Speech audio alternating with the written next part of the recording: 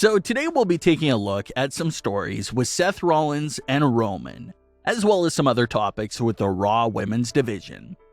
Let's get into this story here with Seth Rollins and Roman Reigns. Seth Rollins and Roman Reigns are no strangers to each other at all.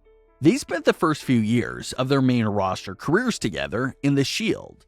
But like everyone knows, Roman was clearly WWE's favorite out of the three. They liked Moxley, they liked Rollins, but Roman Reigns was different to them. He was their guy. They saw the brightest future with him, and the most out of the three. And if you go back and take a look, Roman Reigns was carefully protected from the start, because WWE had very long-term plans for Roman. Well, Seth Rollins was recently a guest on Broken Skulls Sessions and explained what was going on and how Roman was meant to be the focal point of the Shield. Seth Rollins had this to say about that situation. "No dissension directly. It's healthy competition, right? We all hope the best for all of us. I think the one thing that we started to notice probably halfway through the run was that from a top brass perspective, I think Roman was meant to be the focus. We were starting to get instructions from our producers to put what we like to call Romans into the match. Roman moments. Yeah. So the Romans where Roman would shine. It's a good, healthy competition. At no point were we like, this is about us. We were never going into the business for ourselves. It was always about the group. We knew if the group did well, we'd all be fine on the way out of it." And that's exactly what ended up happening. Even though Roman was WWE's focal point, all three Shield members made it to the top of WWE. All three members held the WWE Championship. All three Shield members were actually WWE champions all within the same night, back in 2016 at Money in the Bank. So, just a fun little side fact there. So they all reached a lot of success, both as a faction and as a singles competitor. All three men remained some of the biggest names in pro wrestling even till this date, nearly a decade after their WWE main roster debuts. But speaking of Roman Reigns and Seth Rollins, fans are still patiently waiting for that matchup in current day WWE. Roman vs. Seth has been teased all year long, but has yet to take place. We even heard straight from Seth's mouth on several occasions that he wants a shot at Roman Reigns for the Universal title. However, an obstacle always seems to get in the way when it's about to happen. Seth and Roman's hands continue to be very full. Roman is dealing with Brock Lesnar and will likely have to deal with Big E at Survivor Series. So, he's pretty much booked up for nearly the rest of the year. Seth Rollins is still in the middle of his feud with Edge, so he's quite busy as well.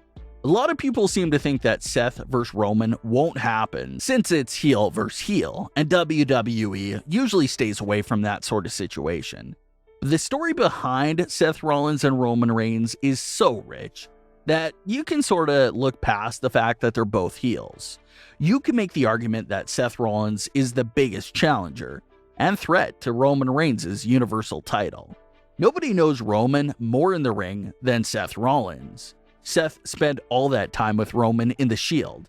They held the tag team titles together. They feuded with each other every now and then in the past. So the knowledge, information, and overall history they have with each other just makes them big threats to each other. They both know each other's weaknesses, strengths, and pretty much know everything about each other after spending so much time together. Not to mention that Seth Rollins one-on-one with Roman Reigns with a WWE title on the line hasn't happened that often. One of the rare times that they met one-on-one with a world title on the line was Money in the Bank 2016, which actually ended up with Seth Rollins dethroning Roman Reigns as WWE champion.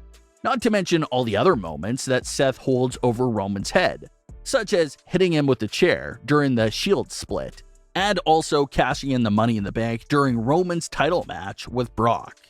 So even though they haven't had a super stretched out feud with each other in the past, they still had all those years together in the Shield, and a lot of other big moments sprinkled in there throughout the last few years. So a new meeting between both superstars would be huge. Roman Reigns is on a historic long run as Universal Champion, but Seth Rollins has always had Roman's number in the past. It makes this matchup seem very interesting, and you already know that this story would be just as amazing there as well. So everyone knows that WWE doesn't really like to play around with the heel versus heel aspect, but Seth versus Roman feels like it's special enough to be an exception to that rule. Sure, they're both heels, but Seth has the same mission as any babyface challenger that Roman has faced, and that mission is desperately wanting to dethrone Roman Reigns as champion. So it feels like there's more than enough there, but we'll have to wait and see if WWE will pull the trigger on that feud in the near future. SmackDown Women's Division is absolutely thriving right now, while the Raw Women's Division seems to be absolutely free-falling. Thankfully, the draft is just around the corner and will likely address these issues for Raw. But as of this moment, the entire Raw Women's Division feels depleted and empty. Nia Jax was written off with an elbow injury. Eva Marie was attacked by Shayna Baszler. Doudrop lost to Charlotte, and Alexa Bliss is reportedly taking time off, which leaves us with barely anyone on Raw for the women's division. The entire Raw Women's Division feels like it's just Shayna Baszler and Charlotte Flair right now.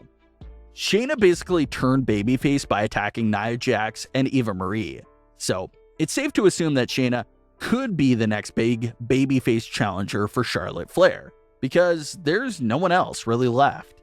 The good thing that'll save Raw is, of course, the WWE Draft. SmackDown has a lot of talent in their women's division that's not doing much of anything over there. So they can send all that unused talent over to Raw because they need it desperately. Liv Morgan, Toni Storm, Zelina Vega, and others could all thrive more on Raw, since the title scene over on SmackDown is a bit too crowded right now.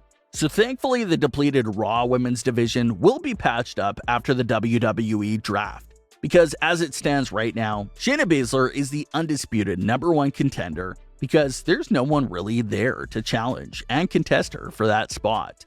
Alexa also wasn't on Raw this week, which seems to feed more into the rumors of her WWE hiatus being true. Maybe it's a few weeks or a few months, no one knows right now. Fans are starting to wonder if she will be repackaged in any way upon her return, and the answer is most likely yes.